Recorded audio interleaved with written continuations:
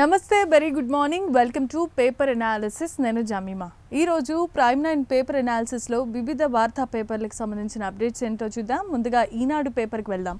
ఈనాడు పేపర్లో మనం ఇక్కడ చూడొచ్చు, T20 విజేత ఈ ఛాంపియన్స్ అంటూ కూడా ఇక్కడ ముఖ్యమైన ప్రకటన చేశారు. తెలంగాణలో యువ క్రికెటర్లు ప్రదర్శనకు T20లో అత్యంత నీలకంగా రాణించారు.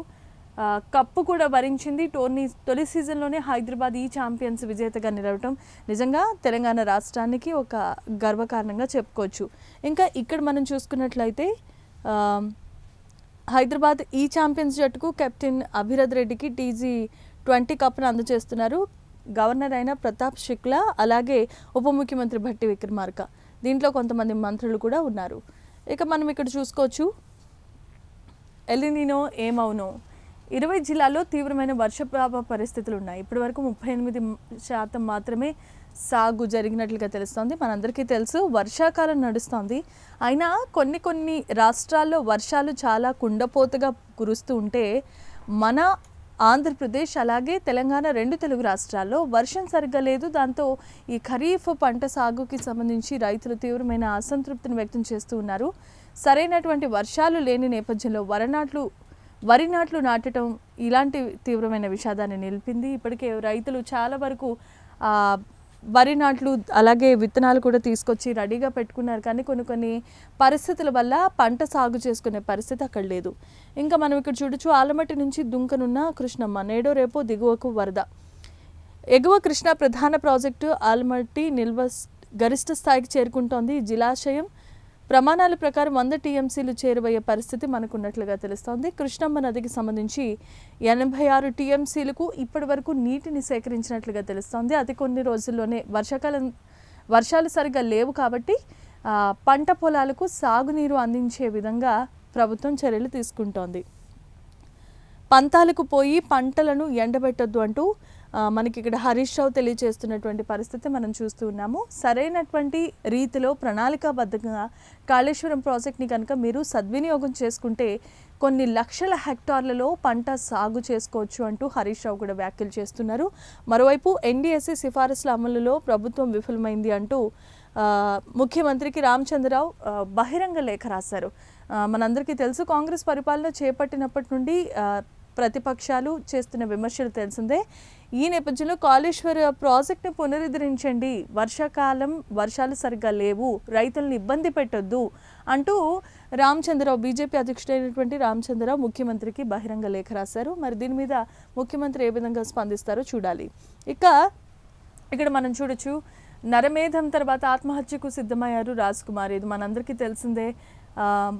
రాష్ట్ర వ్యాప్తంగా కలకలం రేపింద షాబాద్ నరహంతకుడు చిన్న పిల్లలని కూడా చూడకుండా తన భార్య, పిల్లలు అలాగే తను ప్రేమించిన యువతిని, ఆ కుటుంబ సభ్యుల్ని ఎలా హతమార్చారో, అలాగే ఏ విధంగా నిందితుడు తప్పించుకున్నాడో, పోలీసులు కూడా అతని మీద ఎలాంటి రివార్డు ప్రకటించారో మనందరికీ తెలిసిందే. ఈ నేపథ్యంలో అతను ఇంకా దొరకట్లేదు. పట్టాలపై నిలబడి రైలు దగ్గరికి రాగానే మనసు మార్చుకొని పరారీ అయిపోయినట్లుగా తెలుస్తోంది. దీంట్లో అసలు ఈ నిందితుడు ఎక్కడ దాక్కున్నాడు అనే దానిపై ఇప్పుడు పోలీసులు నిఘా పెట్టారు. ఒకవేళ ఈ నిందితుడి యొక్క వివరాలు ఎవరైనా తెలియజేస్తే 2 లక్షల రివార్డుని కూడా ప్రకటించారు. ఇక మరొక విషయం చూడొచ్చు, ప్రజా తీర్పును కాలరాసే క్రూరమైన బిల్లు. దేశంలో ప్రతి పోలీస్ స్టేషన్లో ఒక రాజకీయ కుట్ర కేంద్రంగా మారే ప్రమాదం ఉంది.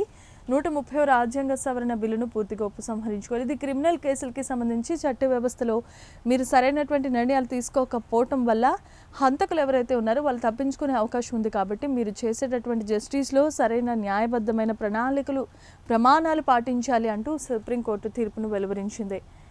ఇక మళ్ళీ దద్దరిల్లిన పశ్చిమాసియా. ఇక్కడ మనం చూస్తున్నాం, హార్ముజ్ వాణిజ్య నౌకపై IRGC దాడి మనకి జరిగింది. మనందరికీ తెలిసిందే, ఇరాన్, అమెరికా, ఇజ్రాయెల్ మధ్య తీవ్రమైన భీకర యుద్ధం మనందరికీ ఇప్పటికీ మోర్ దెన్ 100 రోజుల కంటే ఎక్కువ అయిపోయింది. 200 రోజుకి అతి చేరువలోనే ఉన్నాము. అయినా పరిస్థితుల్లో ఎటువంటి మార్పు కనిపించడం లేదు. రెండు దేశాలు కూడా సై అంటే సై అనే విధంగా ఢీకొంటూ ఉన్నాయి. ఈ భీకరమైన పోరులో ఎంతోమంది ప్రాణాలు కోల్పోవడమే కాదు, నిత్యావసర వస్తువుల ధరలపై కూడా చాలా వరకు భారం పడుతోంది. సామాన్యమైన ప్రజలు బ్రతకలేనటువంటి పరిస్థితి మిగతా పక్క దేశాలకి కూడా వెళుతుంది. ఈ పరిస్థితిని ఇంకా క్లిష్టతరం చేసేందుకు ఇరాన్ అలాగే అమెరికా ఈ రెండు దేశాలు ఇంకా ఢీకొట్టుకుంటున్నాయి తప్ప దీనికంటూ ఒక పులి స్టాప్ అనేది రావాలి అని ఎంత ఆశించినా ఫలితాలు మాత్రం ఆశించిన స్థాయిలో లేవు. దీనికి సంబంధించి ఇక్కడ ఉన్నటువంటి న్యూస్, మళ్ళీ హార్మోజ్ వాణిజ్య నౌకపై ఇరాన్ ప్రతిదాడులు చేసింది. దానికి అమెరికా కూడా గట్టిగానే కౌంటర్ ఇచ్చింది.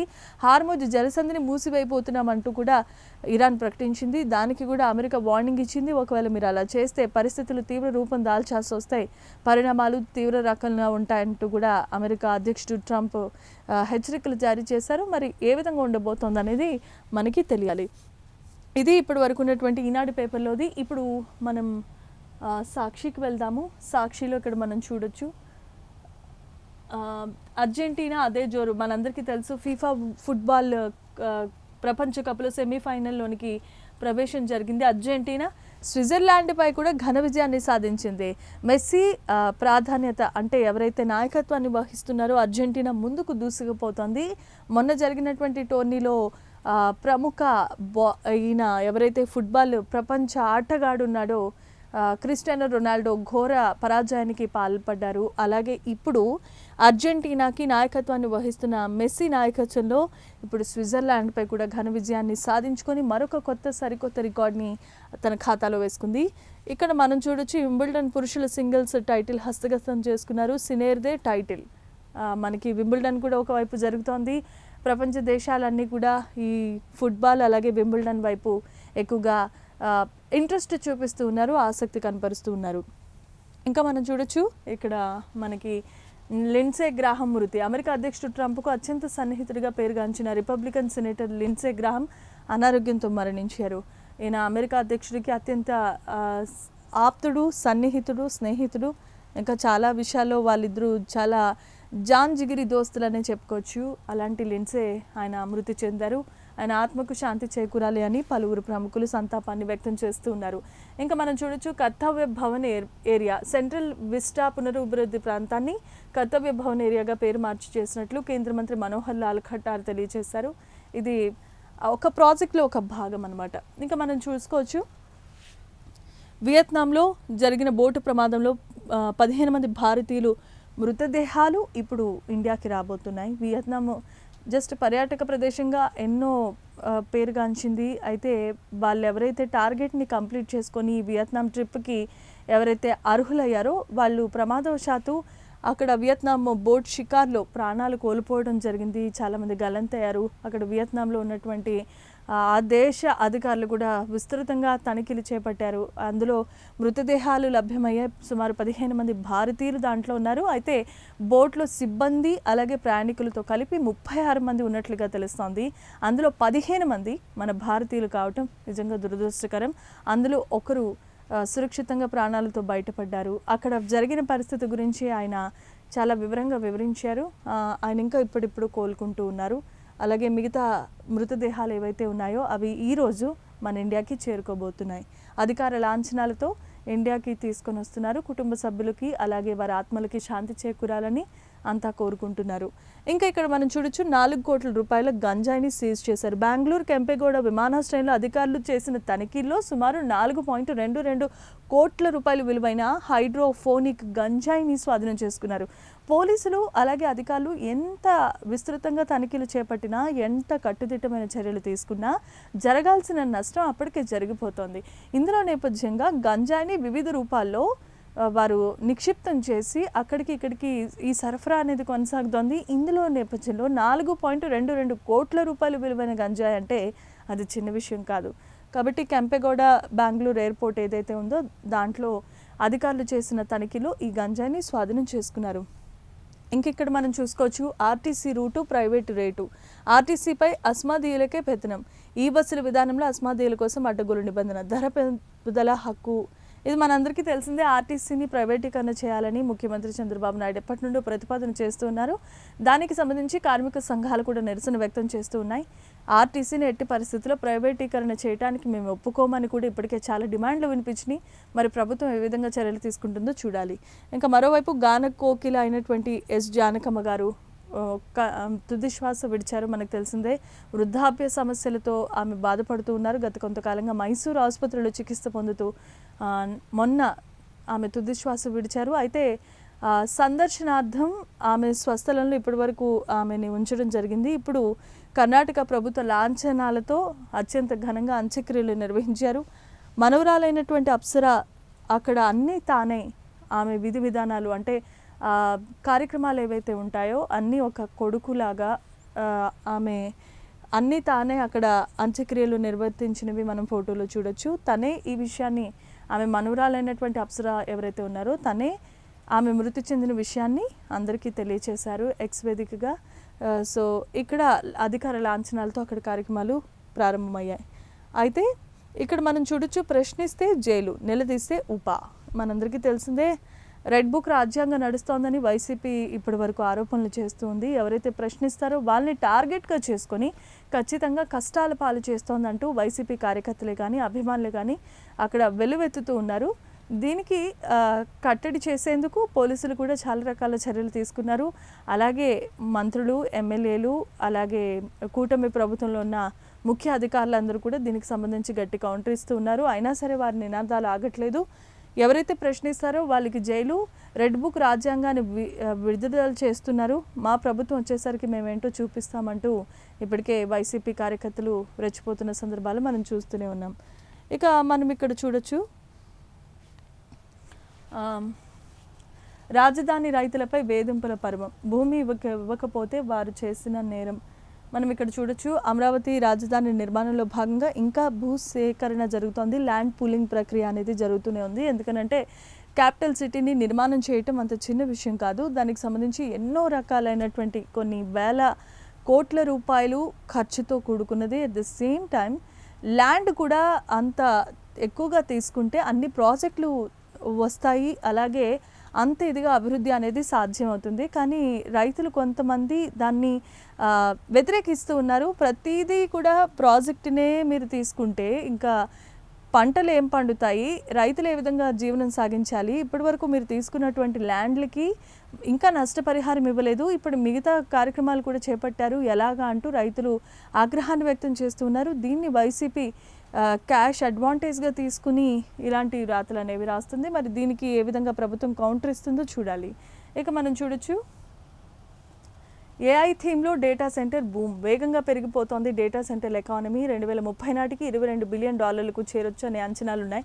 మనందరికీ తెలుసు, డేటా అనాలిస్టిక్స్ అలాగే ఏఐ డిజిటల్ మార్కెటింగ్ ఎంత అభివృద్ధి చెందుతుందో. 2030 నాటికి మొత్తం పరిస్థితులన్నీ మారిపోతాయి. ప్రతిదీ కూడా కంప్యూటింగ్ హబ్గా మారిపోతుంది. ఆ మార్కు దాటేయొచ్చు అంటూ ఒక అంచనా వేశారు. దానికి సంబంధించిన వివరాలు. మళ్ళీ పశ్చిమాసియా భగ్గుమంటోంది. మనం ఆల్రెడీ ఇందాకే మాట్లాడుకున్నాం. ఉద్రిక్త పరిస్థితులు పెరిగిపోతున్నాయి. ఆదివారం ఒమన్ తీరంలో హర్మోజ్ జలసంధిలో ప్రయాణిస్తున్న ఒక వాణిజ్య నౌకపై ఇరాన్ బాంబు దాడి చేసింది. దీనికి సంబంధించి ఒమన్కు సంబంధించింది కాబట్టి మరి ఆ దేశం ఏ విధంగా రియాక్ట్ అవుతుంది. పరిస్థితులు చాలా గడ్డుగా తయారైనాయి. ఇప్పటికే మనం ఎల్పిజి గ్యాస్ అలాగే ఆయిల్ కొరతతో ఇబ్బంది పడుతున్న వేళ ఇప్పుడు ఉన్నటువంటి యుద్ధ నేపథ్యంలో ఇంకెలాంటి ఘోరాలు మనం చవి చూడాల్సిన పరిస్థితి నెలకొంటుందో అంటూ ప్రతి ఒక్కరు కూడా బాధపడుతున్నారు, భయపడుతున్నారు. అంతేకాదు ఆర్థిక పరంగా అన్ని దేశాలు కూడా నష్టపోతున్నాయి. ఆ దేశం ఒకటే కాదు, మిగతా దేశాలకి కూడా ఇది ఎఫెక్ట్ అవుతోంది. ఈ విషయము ఎప్పుడు చక్కబడుతుందో అని సర్వత్రా ఆసక్తిగా ఎదురు చూస్తున్నారు. చూడాలి. ఇంకా మనం ఇక్కడ చూడొచ్చు, మల్లారెడ్డి కాలేజీకి సంబంధించిన అడ్వర్టైజ్మెంట్, ఎగ్జామ్స్లో అలాగే ఎగ్జామినేషన్ యాక్చువల్గా పర్ యానం ఎంత ఫీజు కట్టించుకుంటారు అన్న ఫీజు స్ట్రక్చర్ కూడా మనం ఇక్కడ చూడొచ్చు. ఇది ఇప్పటి వరకు ఉన్నటువంటి సాక్షిలోని. ఇప్పుడు ఏబిఎన్ ఆంధ్రజ్యోతికి వెళ్దాము. ఏబిఎన్ ఆంధ్రజ్యోతిలో మనం చూసుకున్నట్లయితే గడువు రేపటితో ముగియనుంది సరఫరాల స్వీకరణ. మనకి ఇప్పటి వరకు తెలుసు, ఓటర్ల లెక్కింపు ప్రక్రియకు సంబంధించి సర్ అనేది ముందుకు నడుస్తుంది. అయితే తెలుగు రాష్ట్రాల్లోనే కాదు మిగతా రాష్ట్రాల్లో కూడా సక్సెస్ఫుల్గా ఈ సర్ ప్రక్రియ జరుగుతోంది. ఎప్పుడైతే దొంగ ఓట్ల ప్రక్రియ, దొంగ ఓట్ల వల్ల కొన్ని పార్టీలు గెలిచాయి అనే వివాదం ఎప్పుడైతే తలెత్తిందో దీనికి కేంద్రం, రాష్ట్ర ప్రభుత్వాలు కూడా ఒకరినొకరు సహకరించుకుంటూ సర్ ప్రక్రియను సక్సెస్ఫుల్గా రన్ చేశారు. దానికి రేపే లాస్ట్ తేదీ. ఇంకెవరైనా కనుక ఓటర్ల ప్రక్రియ కనుక నమోదు చేసుకోకపోతే వెంటనే ఈ ప్రక్రియకు ముందడుగు వేయాల్సిందిగా ప్రభుత్వాలు విజ్ఞప్తి చేస్తూ ఉన్నాయి. దయచేసి గమనించండి. ఇంకా మనం ఇక్కడ చూడొచ్చు, మళ్ళీ హార్మోజు జలసంధి మనందరికీ తెలిసిందే. పశ్చిమాసియాలో ఉద్రిక్తతలు పెరిగిపోతూ ఉన్నాయి. దానికి సంబంధించి ప్రతి ఒక్కరు కూడా ఆసక్తిగా ఎదురు చూస్తూ ఉన్నారు. దీనికి పులి స్టాప్ పడాలని చెప్పి అందరూ కోరుకుంటున్నారు. ఐక్యరాజ్య సమితి చర్చలు చేసినా ఫలించట్లేదు. అలాగే కొన్ని దేశాలు కూడా మధ్యవర్తిత్వం వహిస్తూ ఉన్నాయి. అయినప్పటికీ పరిస్థితి చక్కదిద్దే విధంగా లేదు. కాబట్టి మరి దీనికి ఎలాగ కౌంటర్ ఇస్తారో చూడాలి. ఇంకా మనం చూడొచ్చు, ట్రంప్ సన్నిహిత సెనేటర్ అయినటువంటి లిండ్సే గ్రాహం మృతి చెందారు. అయితే ఆయన మృతి అనుమానాస్పదంగా ఉందంటూ అధికారులు ఎఫ్ఐఆర్ ఫైల్ చేశారు. ఎందుకనంటే ఆయన ఆరోగ్యంగానే ఉన్నారు, ఎటువంటి చికిత్స తీసుకోలేదు, అలాగే ఎటువంటి మందులు కూడా వాడలేదు. కానీ అనుమానాస్పదంగా ఉన్నటువంటి ఆయన మృతదేహాన్ని పరిశీలించిన అధికారులు అది మర్డర్గా కేసు నమోదు చేసి ఇన్వెస్టిగేషన్ స్టార్ట్ చేస్తున్నారు. దానికి సంబంధించిన వివరాలు అతి కొద్ది రోజుల్లోనే వస్తాయి. మరి దీనికి అమెరికా అధ్యక్షుడైనటువంటి ట్రంప్ ఎలాంటి నిర్ణయం తీసుకుంటారో చూడాలి. ఎందుకనంటే ఈ లిండ్సే గ్రాహం అనే అతను అమెరికా అధ్యక్షుడైన డొనాల్డ్ ట్రంప్కి అత్యంత స్నేహితుడు, సన్నిహితుడు. అన్ని విషయాల్లో కూడా ఆయనకి ఇప్పటి వరకు వెన్నంటే ఉన్న అతను. మరి అతను చనిపోవడం అంటే అంత చిన్న విషయం కాదు. కాబట్టి చూడాలి పరిస్థితులు ఏ విధంగా ఉంటాయో. ఇక్కడ మనం చూడొచ్చు, పట్టణ నీటి వనరులపై డిజిటల్ నిఘా అనేది ఉంది. రాష్ట్రంలో పట్టణాల్లో త్రాగునీటి సరఫరా, మురుగునీటి నిర్వహణ మరింత సమర్థవంతంగా మార్చేందుకు ప్రభుత్వం కీలకంగా అడుగులు వేసింది. పట్టణ ప్రజలకు సురక్షితమైన త్రాగునీరు, సమర్థవంతమైన మురుగునీటి నిర్వహణ కోసం పట్టణాభివృద్ధి డిజిటల్ టెక్నాలజీని విస్తృతంగా వినియోగిస్తోంది. 123 పట్టణ స్థానిక సంస్థల్లో 800కు పైగా త్రాగునీరు, మురుగునీటి ప్రాజెక్టుకు ఒకే డిజిటల్ వేదికపై తీసుకొచ్చి రియల్ టైంలో పర్యవేక్షించేలా కార్యాచరణను రూపొందించబోతోంది. మనందరికీ తెలుసు, పట్టణాభివృద్ధిలో కూటమి ప్రభుత్వం అడుగులు ముందుకేస్తోంది. ఆ నేపథ్యంలోనే పట్టణాలకి సంబంధించి ప్రతి దానికి డిజిటలైజేషన్ చేయాలి, ప్రతి ఒక్కరిలో మార్పు రావాలి, ప్రతి ఒక్కరు అప్డేట్ అవ్వాలి అని చెప్పి ప్రభుత్వం కీలకమైనటువంటి ఆదేశాలు జారీ చేసింది. ఈ విధంగానే అధికారులు, అలాగే కలెక్టర్, అక్కడ ఉన్నటువంటి ఎంఆర్ఓలు, మిగతా వారి సహాయ సహకారాలతో పట్టణ అభివృద్ధికి ఎమ్మెల్యేలు, మంత్రులు కలిపి ఒక ముందు అడుగు వేశారు. అతి కొద్ది రోజుల్లోనే గ్రామాల్లో కూడా డిజిటలైజేషన్ రాబోతోంది. దీనివల్ల ఏంటంటే సౌకర్యాలు మరింత సమర్థవంతంగా చేసుకోవచ్చు. ఇంకొకటి, ఎక్కువగా శ్రమతో కూడుకున్నటువంటి పని కాకుండా డిజిటలైజేషన్ ద్వారా స్వల్పంగానే పనులు చేసుకోవటం వల్ల అతి త్వరలోనే పూర్తి చేసుకోవచ్చు. దీనివల్ల కాలుష్యాన్ని నియంత్రించవచ్చు, పని సమయం తగ్గుతుంది, ఖర్చు కూడా తగ్గుతుంది. అలాగే దేశ, రాష్ట్ర, అలాగే జిల్లాల వారీగా ప్రగతి అనేది నడుస్తుంది. స్వచ్ఛ భారత్లో అందరూ కీలకంగా వ్యవహరించాలనే నినాదంతో దీన్ని తీసుకొచ్చారు. ఇంకా మనం తీసుకోవచ్చు, ఆదివారం ముంబై ఆసుపత్రిలో డిప్యూటీ సీఎం పవన్ కళ్యాణ్ పరామర్శిస్తున్నారు ముఖ్యమంత్రి చంద్రబాబు. మనం చిత్రంలో చూడొచ్చు, మంత్రి అనగాని సత్యప్రసాద్, అలాగే పవన్ సతీమణి అయినటువంటి అన్నా లెజినో కూడా ఉన్నారు. మనం చూడొచ్చు, మన పవన్ కళ్యాణ్ గారికి భుజానికి సంబంధించి ఒక సర్జరీ అనేది జరిగింది. ఆ నేపథ్యంలోనే ముఖ్యమంత్రి చంద్రబాబు నాయుడు పరామర్శకు వెళ్ళారు ముంబైకి. అక్కడున్న పరిస్థితిని ఆయన తెలుసుకున్నారు. అయితే ఆయన ఏమంటున్నారు, రెస్ట్ తీసుకోండి కొన్ని రోజులు అంటే, లేదు నేను ఇప్పుడు బాగానే ఉన్నాను, నేను మళ్ళీ విధుల్లోకి వచ్చేస్తున్నాను, నన్ను వెంటనే ఆన్ డ్యూటీకి అలౌ చేయండి అని అంటున్నారు. కానీ ముఖ్యమంత్రి చంద్రబాబు నాయుడు గారు దాన్ని అడ్డుకడుతున్నారు. కొంచెం రెస్ట్ తీసుకోవచ్చు కదా అని అంటే, లేదు నాకు ఇప్పుడు బాగానే ఉంది, ఫిజియోథెరపీ తీసుకుంటే చాలు అని అంటున్నారు. అది దానికి సంబంధించిన సంభాషణకి సంబంధించిన చిత్రాలు. ఇక రేవంత్పై దూషణలు ఇక్కడ మనం చూసుకోవచ్చు. రేవంత్పై దూషణలు, వైసీపీ నేత నాగార్జున యాదవ్ అరెస్ట్ అనేది ఇక్కడ మనం చూడొచ్చు.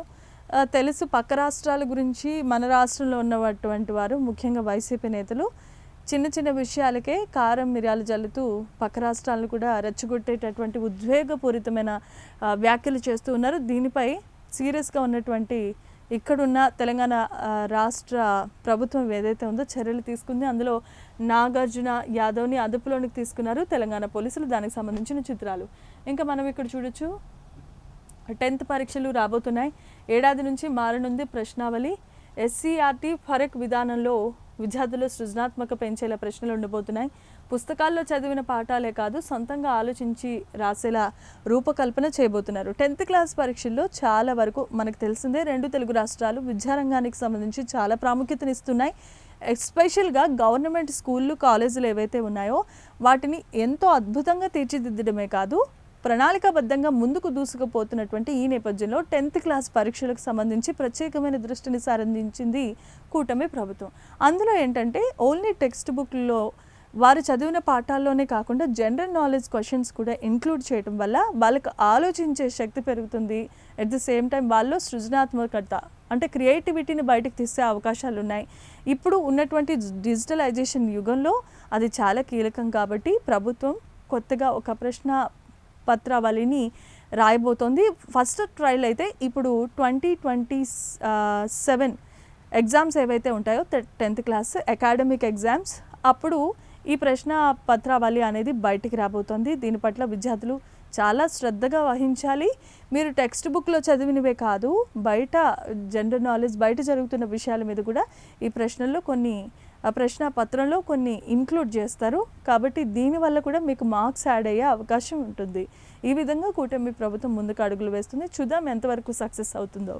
ఇక మనం ఇక్కడ చూడొచ్చు, మైసూర్లో మహారాజా కాలేజ్ గ్రౌండ్స్లో ప్రముఖ నేపథ్య గాయని అయినటువంటి ఎస్ జానకమ్మ పార్థివ దేహానికి నివాళులు అర్పించేందుకు అభిమానులు ఇప్పటికే బారులు తీరారు. మనకు తెలిసిందే, ఆమె వృద్ధాప్య సమస్యల కారణంగా మొన్న చికిత్స తీసుకుంటూ మైసూర్ హాస్పిటల్లో మృతి చెందారు. అయితే ఈ నేపథ్యంలో సినీ ఇండస్ట్రీ అంతా తీవ్రమైన దిగ్భ్రాంతికి లోనైంది. కుటుంబ సభ్యులకు అలాగే ఆమె ఆత్మకు శాంతి చేకూరాలని ఇప్పటికే నివాళులు అర్పించారు. ఈ నేపథ్యంలోనే ఆమె అంత్యక్రియల వద్ద ఇక్కడ జన సందర్శనార్థం నియమించినటువంటి ఈ సంఘటనలో ఇంతమంది అభిమానులు క్యూ కడుతూనే ఉన్నారు. ఆమె పార్థివ దేహాన్ని చివరి చూపు చూడడానికి చాలామంది కూడా తండోపతండాలుగా అక్కడికి తరలివచ్చినటువంటి పరిస్థితి. ఇక్కడ మనం చూడొచ్చు, విదేశాలకు తెలుగు రాష్ట్రాల వారిలో కొత్త ట్రెండ్ స్టార్ట్ అవుతోంది. ఇన్నాళ్ళు గల్లీ దాటిన వారు కూడా ఇప్పుడు గ్లోబల్ బీచ్లో సందడి చేస్తున్నారు. కోనసీమ రైతు నుంచి సూర్యాపేట వ్యాపారి వరకు అవకాశం దొరికితే చాలు విమానం ఎక్కటమే. ఊటీ కొడైకెనాల్ ఖర్చులతోనే బ్యాంకాక్, వియత్నాం, ఇండోనేషియా టూర్లు 40,000 నుంచి విదేశీ యాత్రలు అందిస్తోంది పర్యాటక సంస్థలు. ఇప్పుడు జరుగుతున్నటువంటి అభివృద్ధిలో భాగంగా టూరిజంని కూడా అభివృద్ధి చెందుతూ ఉన్నారు.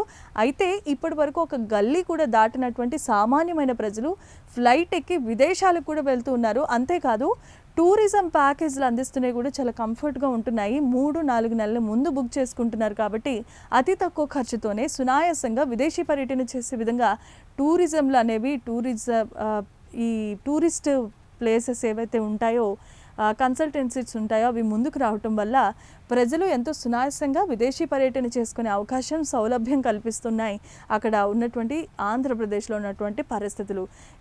చదువుకునే వారే కాదు, రైతు కూలీలు కూడా వివిధ ప్రాంతాలకు ఊటీ, కొడైకెనాల్ వెళ్ళడమే కాదు, Vietnam, Bangkok, Thailand, Singapore, Malaysia ఇలాంటి చిన్న అతి తక్కువ ఖర్చుతో కూడుకున్నటువంటి విదేశీ పర్యటనలు ఏవైతే ఉంటాయో వాటికి విమానం ఎక్కి ఈజీగా వెళ్ళి ఫ్యామిలీతో సరదాగా గడిపి బీచ్ల్లో సందడి చేసి తిరిగి వచ్చే విధంగా టూరిస్ట్ని సంస్థలు కూడా ముందుకు వచ్చాయి. దీని పట్ల కూటమి ప్రభుత్వం ఎంతో ఆనందాన్ని వ్యక్తం చేస్తోంది. ఈ విషయం తెలియని వారు ఎవరైనా ఉంటే దయచేసి ఈ విషయాన్ని మీరు సద్వినియోగం చేసుకోనండి.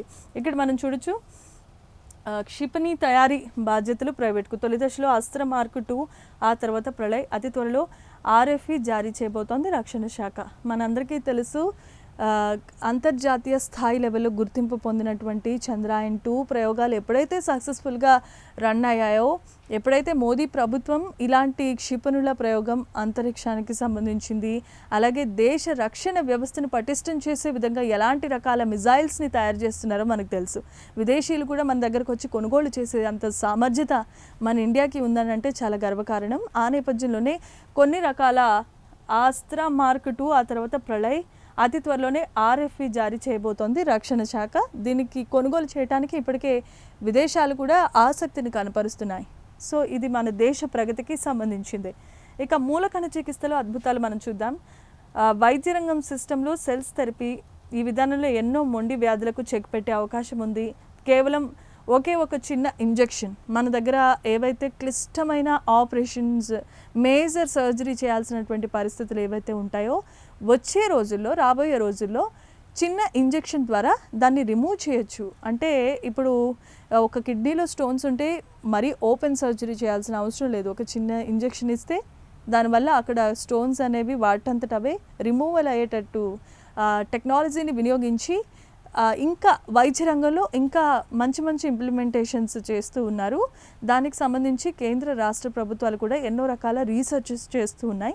అవి సక్సెస్ఫుల్గా ముందవుతున్నాయి. అతి కొద్ది రోజుల్లోనే దానికి సంబంధించిన వివరాలు కూడా తెర మీదకి రాబోతున్నాయి. ఇంకా ఇక్కడ మనం చూడొచ్చు, అరెస్ట్ అయిన ప్రధాని సీఎంలపై వేటు, బిల్లులో జేపీసీ కీలకమైన మార్పులు, దళిత ఉద్వాసన ఉండదు, నిర్దోషులుగా విడుదలైతే ఆటోమేటిక్గా పదవులోనికి, పార్లమెంటరీ కమిటీ సిఫారసులు. ఇప్పుడు సుప్రీంకోర్టు కొన్ని జస్టిస్ని తీసుకొచ్చింది. ఎవరైతే అక్రమ అరెస్టులు లేదా ఇంకేమన్నా నిజంగానే నేరానికి పాల్పడి అరెస్ట్ అయ్యి రుజువైతే కనుక పదవుల్లో నుంచి తీసేయాలి. రాజకీయ భవిష్యత్ అనేది వారికి ఉండదు. ఒకవేళ ఆ నిజ నిర్ధారణ కాకపోతే కనుక వారి పదవులు వారు కంటిన్యూ చేయొచ్చు అంటూ సుప్రీంకోర్టు కీలకమైన వ్యాఖ్యలు చేసింది. ఈ తీర్పు అతి కొద్ది రోజుల్లోనే ఇంప్లిమెంట్ కాబోతోంది. ఇంకా మనం చూడొచ్చు, కోవిడ్పై అలర్ట్, బోధన ఆసుపత్రిలో మళ్ళీ వ్యాధి నిర్ధారణ పరీక్షలు ప్రారంభమయ్యాయి. మీకు తెలియని విషయం ఏంటంటే కరోనా ఇంకా పూర్తిగా డెడ్ కాలేదు. ప్రజలంతా కూడా అప్రమత్తంగా ఉండండి, మాస్కులు ధరించండి, పరిశుభ్రంగా ఉండండి. వ్యాక్సినైజేషన్ చేసుకున్న వాళ్ళు కూడా శానిటైజేషన్ చేసుకొని ఎప్పటికప్పుడు పరిశుభ్రంగా ఉండండి. ఎందుకనంటే మొన్ననే ఆంధ్రప్రదేశ్లో ఒక 3 కేసులు కరోనా కేసులు అయితే నమోదయ్యాయి. ఇంకొకరు అయితే కరోనా వచ్చి పాజిటివ్ నిర్ధారణ అయిన తర్వాత చనిపోయారు. ఇప్పుడు బోధన అంటే మన తెలంగాణ రాష్ట్రంలో కూడా ఈ వ్యాధి అనేది అక్కడక్కడ కొన్ని కేసులు నమోదు అవుతున్నాయి. రికార్డు స్థాయిలో నమోదు కాకపోయినా అడపాదడప ఈ కరోనా కేసులు అయితే నమోదు అవుతూనే ఉన్నాయి. కాబట్టి ప్రజలంతా అప్రమత్తంగా ఉండండి. ముఖ్యంగా విదేశీ పర్యటన చేసేవాళ్ళు, అలాగే ఎక్కువగా ప్రయాణాలు చేస్తూ తిరగవలసిన పరిస్థితులు ఎవరికైతే ఉంటాయో ఉద్యోగస్తులు, వారు తస్మాత్ జాగ్రత్త. కరోనా అయితే ఇంకా అంతం కాలేదు. అక్కడక్కడ కొన్ని కేసులు రికార్డ్ అవుతూనే ఉన్నాయి. దయచేసి జాగ్రత్త వహించండి. ఇది ప్రభుత్వం హెచ్చరిస్తున్న హెచ్చరిక. ఇక ఋతుపవనాలపై బావి తుఫాన్ ప్రభావం, దక్షిణ చైనా సముద్రం వైపు ఋతుపవన గాలులు వీస్తున్న భారతదేశంపైకి తేమగాలు రాకుండా రెండో వేసవి రాష్ట్రం నిప్పుల కొలిమి. మనందరికీ తెలుసు, ఎన్నో రోజులు బట్టి మనం వర్షాల గురించి ఎదురు చూస్తున్నాం. కానీ అక్కడక్కడ అడపాదడపా కురుస్తున్నాయే తప్ప నిశ్చలంగా కురిసే పరిస్థితులు లేవు. చైనాలో వరద ముంపు కింద వచ్చేసింది. కొన్ని ప్రాంతాలు, మన కేరళ కానీ తమిళనాడు ఇలాంటి రాష్ట్రాలు చూసుకుంటే భారీ వర్షాలు కురుస్తున్నాయి తప్ప మన 2 తెలుగు రాష్ట్రాల్లో వర్షం పాతం అనేది ఇప్పటివరకు నమోదు కాలేదు.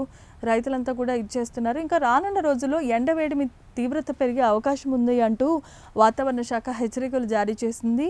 చూద్దాం, ఋతుపవనాలు ఏమన్నా మారుతాయేమో. ఒకవేళ మారితే అది మన రాష్ట్రాల యొక్క పంటల మీద ఆధారపడి ఉంటుంది. కాబట్టి రైతులకు మేలు చేకూరాలి, ఎట్ ది సేమ్ టైం పంటలు బాగా పండాలి, సస్యశ్యామలంగా ఉండాలంటే వర్షాలు ఖచ్చితంగా పడాలి. ఆ విషయమై మనం వేచి చూడాల్సిన పరిస్థితి ఉంది.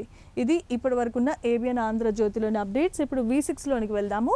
V6లో హైదరాబాద్లో మనం ఇక్కడ ఏం జరుగుతుందో చూద్దాం. మనందరికీ తెలిసిందే, గాన కోకిలైనటువంటి ఎస్ జానకమ్మ గారి మృతదేహానికి ఇప్పటికే చాలామంది సందర్శకులు, ప్రముఖులు నివాళులర్పించారు.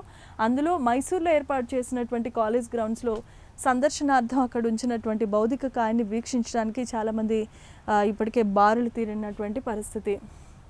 ఇక 6 హత్యల ఆ కిరాతకుడు ఎక్కడ అంటూ కూడా పోలీసులు అధికారులు విస్తృతంగా బృందాలుగా విడిపోయి మరి సర్చ్ ఆపరేషన్ చేపట్టారు. ఒకవేళ ఈ హంతకుడికి సంబంధించిన అప్డేట్స్ ఎవరైనా ఇస్తే 2 లక్షల రూపాయల రివార్డ్ అందించడమే కాదు, వారి డీటెయిల్స్ కూడా గోప్యంగా ఉంచుతామంటూ పోలీసులు ఇప్పటికే ప్రకటన చేశారు.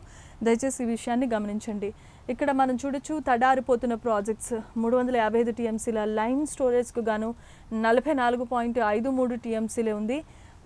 తెలంగాణ రాష్ట్ర వ్యాప్తంగా అసలే పంటలు సాగు చేసే టైము, విత్తనాలు కొనుగోలు చేసి పంట వేసుకోవడానికి రైతులంతా సిద్ధంగా ఉన్న ఈ సందర్భంలో వర్షాలు సరిగ్గా లేక చాలామంది రైతులు నరకయాతన అనుభవిస్తూ ఉన్నారు. అంతేకాదు రాష్ట్రంలో ఉన్నటువంటి ప్రజల పరిస్థితి ఏంటి అని చెప్పి ప్రభుత్వం కూడా ఆలోచిస్తోంది. పంతానికి వెళ్ళొద్దు, మీరు కాళేశ్వరం ప్రాజెక్ట్ని యూటిలైజ్ చేసుకుంటే ఖచ్చితంగా కొన్ని లక్షల హెక్టార్లలో పంట సాగు చేసుకోవచ్చు అంటూ ప్రతిపక్షాలు కూడా ఆరోపిస్తూ ఉన్నాయి. దీనికి మరి ముఖ్యమంత్రి రేవంత్ ఏ నిర్ణయం తీసుకుంటారు అన్న దానిపై ఇప్పుడు సర్వత్రా ఆసక్తి నెలకొంది. ఇక మనం చూడొచ్చు, ఇంజనీరింగ్ కొత్త సీట్లపై సస్పెన్షన్ అనేది వీడింది. ఓకే చెప్పింది. విద్యాశాఖ దగ్గర ఫైల్ పెండింగ్ ఉన్నట్లుగా తెలుస్తోంది. సీఎం దృష్టికి తీసుకొని పెద్ద ఆఫీసర్లు ఇప్పటి వరకు వెళ్ళకపోవటం వల్ల ఈ ఇంజనీరింగ్ కొత్త సీట్లపై ఇప్పుడు కొంచెం కన్ఫ్యూజన్లో ఉన్నారు. అతి కొద్ది రోజుల్లోనే సీఎం దాని మీద కూడా దృష్టిని సారిస్తారు అని చెప్పి మిగతా అధికారులు భరోసానిచ్చారు. చూడాలి ఏం జరుగుతుందో. ఇక్కడ మనం చూడొచ్చు, TG20 విజేతగా హైదరాబాద్ నిలిచింది. ఆడిన ఒక టోర్నీ ఫస్ట్ టోర్నీలోనే కప్పుని వాళ్ళు సొంతం చేసుకున్నారు. దానివల్ల నెక్స్ట్ ఫైనల్కి వెళ్ళే అవకాశం కనిపిస్తోంది. ఇందులో హైదరాబాద్ విజయకేతనం ఎగరవేసింది. దీని పట్ల అందరూ కూడా హర్షం వ్యక్తం చేస్తూ ఉన్నారు. వాకిట్లో కెమికల్స్ చల్లేందుకు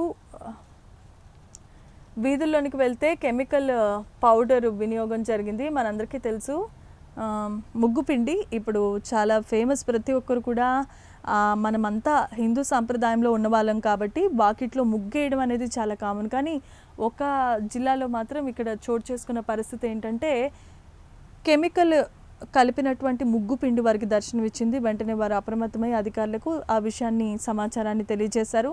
అది కెమికలా లేదంటే ఇంకేమైనా డ్రగ్గా ఇంకేమైనా కెమికల్ని లేదా ఏదైనా మెడిసిన్ని పౌడర్ చేసి విక్రయించారా అన్న దాని మీద ఇంకా క్లారిటీ రావాల్సింది. ఆ ముగ్గు శాంపిల్స్ని ల్యాబ్కి పంపించారు. ఇక్కడ మనం చూడొచ్చు 1,40,00,000 మందికి మెగా ప్రమాద బీమా అనేది ఇస్తూ ఉన్నారు. ఎవరైతే ఇన్సూరెన్స్ పాలసీ అనేది ఈ రోజుల్లో చాలా ప్రాముఖ్యం. దీనికి ప్రభుత్వం కూడా కొన్ని లక్షల రూపాయలు వెచ్చించింది. ఎవరైతే ప్రమాద పాలసీ బీమా తీసుకుంటారో వాళ్ళకి ప్రభుత్వం తరపు నుండి కాదు, అక్కడ కంపెనీల తరపు నుండి కూడా కొన్ని రకాలైనటువంటి ఫెసిలిటీస్ వెసులుబాటును కల్పించింది. గల్ఫ్లో మళ్ళీ బాంబుల మోత మనందరికీ తెలిసిందే. హార్మోజ్ జలసంధి, అమెరికా, ఇరాన్, ఇజ్రాయెల్ ఈ ట్రయాంగిల్ వార్ స్టోరీలో ప్రజలందరూ ఇబ్బంది పడుతున్నారు. అక్కడున్న వాళ్ళే కాదు, మిగతా దేశాల మీద కూడా ఆ ప్రభావం పడుతోంది. దీని పట్ల ఐక్యరాజ్యసమితి ఇప్పటివరకు ఎన్నో చర్చలు జరిపినా మిగతా దేశాలు మధ్యవర్తిత్వం వహించిన ఫలితాలైతే ఆశించిన మేర రాలేదు కదా, ఇంకా ఎక్కువగా జరుగుతున్నాయి. దానివల్ల దేశ ఆర్థిక ప్రగతి వారు నష్టపోవటమే కాదు మిగతా దేశాల మీద ఎఫెక్ట్ పడుతోంది.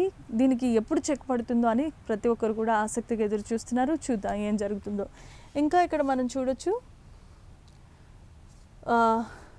సో బోటు వియత్నాంకి సంబంధించి బోటు కెప్టెన్ నిర్లక్ష్యమే కొంప ముంచింది అంటూ V6 పేపరు ప్రకటిస్తోంది. ఎందుకనంటే ఆ బోటు నడిపే విధానం అలల తాకిడి ఒక విధంగా ఎక్కువగానే ఉంది. ఒకవేళ బోటు పైలట్ ఎవరైతే ఉన్నారో ఆయన కనుక కొంచెం అప్రమత్తంగా అలర్ట్గా ఉండుంటే ఇంత పెద్ద ప్రమాదం జరిగే అవకాశం ఉండేది కాదు, ఇంతమంది ప్రాణాలు కోల్పోయేవారు కాదు కదా అంటూ కొన్ని ఆరోపణలు కూడా వస్తూ ఉన్నాయి. మరి దీనికి సంబంధించి వియత్నాం గవర్నమెంట్ ఆల్రెడీ ఆ బోటు సంస్థ ఏదైతే ఉందో దాని మీద చర్యలు తీసుకుంది. కానీ అధికారికంగా ఇప్పటివరకు ఎలాంటి ప్రకటన రాలేదు. వియత్నాం గవర్నమెంట్ కూడా దానికి సంబంధించిన ఇన్వెస్టిగేషన్ ముమ్మరం చేసింది. తెలియాలి ఏముంటుందో. సో లింగ నిర్ధారణ ముఠాల నయాదందా ఇంటికి వచ్చి స్కానింగ్ తీస్తున్నారు. అసలు మన ఇండియన్ కల్చర్లో ఎవరైతే ప్రెగ్నెన్సీ లేడీస్ ఉంటారో వాళ్ళకి లింగ నిర్ధారణ అంటే జెండర్ రివీల్ అనేది అది క్రైమ్ అఫెన్స్. ఇక్కడ దాన్ని అలౌ చేయరు.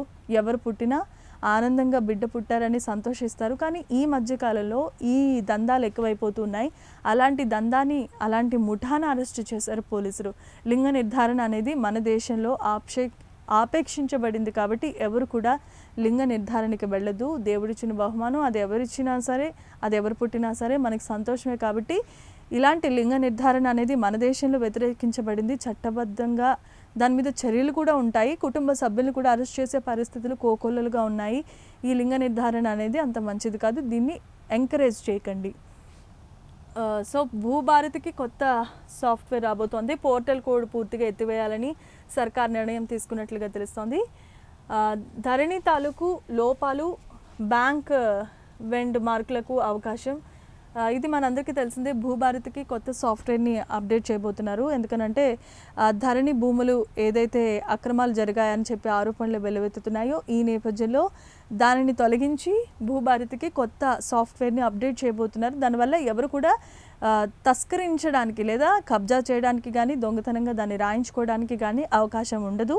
కాబట్టి ఈ సాఫ్ట్వేర్ని ఇంప్లిమెంట్ చేయడానికి కాంగ్రెస్ గవర్నమెంట్ కొత్త నిర్ణయాలు తీసుకుంటుంది. ఒక సాఫ్ట్వేర్ని అయితే అతి కొద్ది రోజుల్లోనే ప్రవేశపెట్టబోతున్నారు. దానివల్ల క్రైమ్స్ జరగడానికి అవకాశం లేకుండా ఉండే అవకాశాలు చాలా ఎక్కువగా ఉన్నాయి. సో ఇవి ఇప్పటి వరకు ఉన్నటువంటి మిగతా అన్ని న్యూస్ పేపర్లోని మార్నింగ్ అప్డేట్స్. మరిన్ని వివరాల కోసం మీకు ఇంకేమైనా కార్యక్రమాలు కావాలన్నా ప్రతి ఒక్క ఛానల్కి సంబంధించిన అప్డేట్స్ ఉన్నాయి. Keep watching for more updates.